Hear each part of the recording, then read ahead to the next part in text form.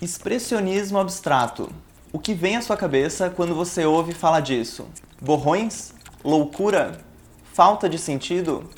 Essas podem ser primeiras impressões, mas o expressionismo abstrato é muito mais do que isso. Ele é considerado o movimento que dá início ao que chamamos de arte contemporânea. Nesse episódio do Artkin, eu vou explicar por que esse assunto é fundamental na história da arte.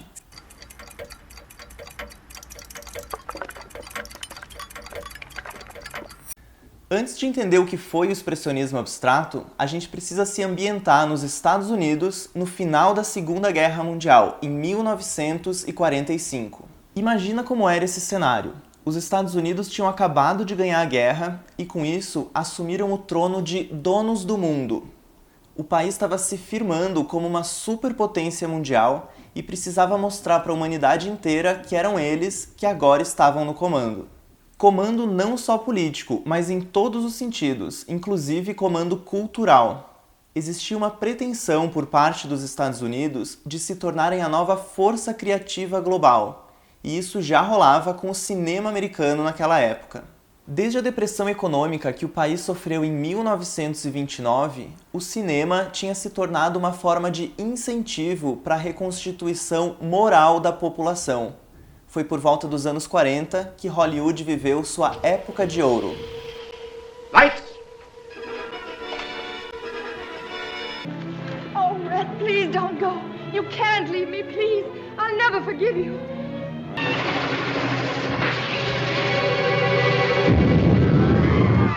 Porém, no que diz respeito à arte moderna, às artes plásticas, o país estava longe de produzir aquilo que se chamava de arte elevada.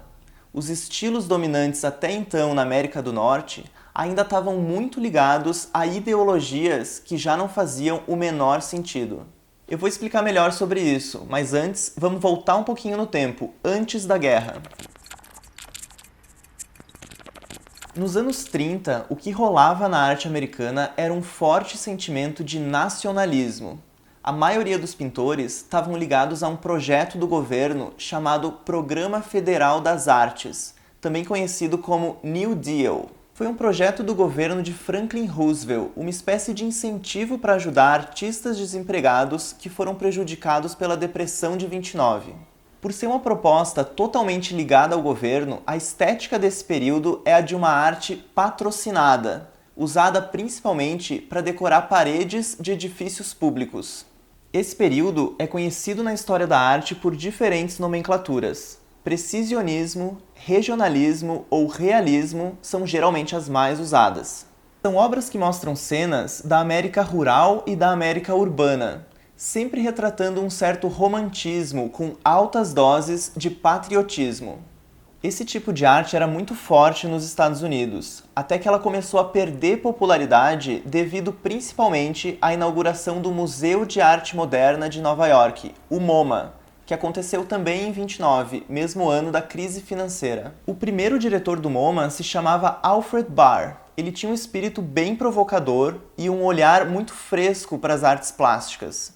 Foi ele que trouxe para o MoMA, por exemplo, as vanguardas europeias. Cubismo, dadaísmo, surrealismo, nada disso tinha sido exibido nos Estados Unidos até então.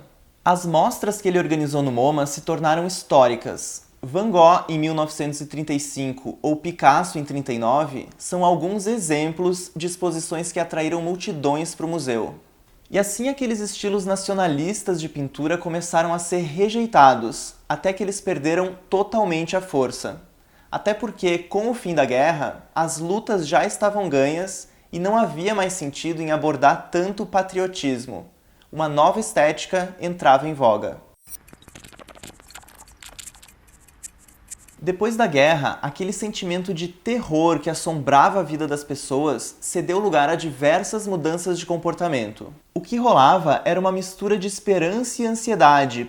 Existia uma vontade geral da população de reconstruir a sociedade, e isso fez as pessoas se voltarem a uma busca pela identidade pessoal. Para um artista, isso reflete na necessidade de criar um estilo próprio, imprimir o seu DNA em uma obra, enfim, mostrar aquilo que só ele sabe fazer. Por isso, os artistas passaram a se interessar pelas verdades do inconsciente. extraindo de lá as imagens que marcariam essa nova era.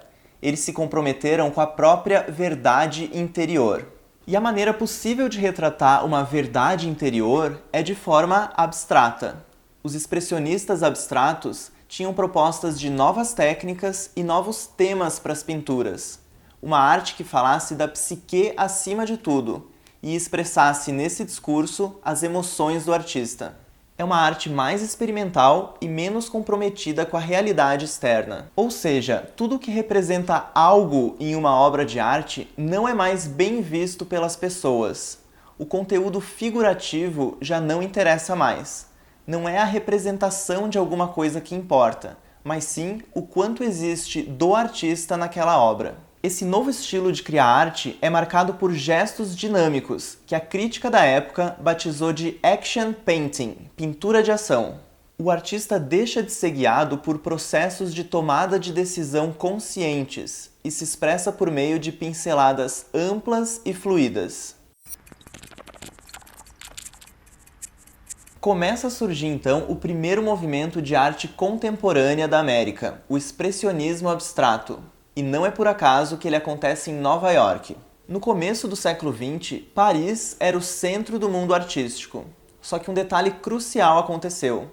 Muitos artistas fugiram da guerra e migraram para Nova York. Foi um êxodo de figuras bem influentes. Breton, Mondrian, Max Ernst e vários professores da Bauhaus. Junto com a chegada desse pessoal, começava a se popularizar nos Estados Unidos e também no mundo todo as ideias de Carl Gustav Jung, um dos principais pensadores daquela época.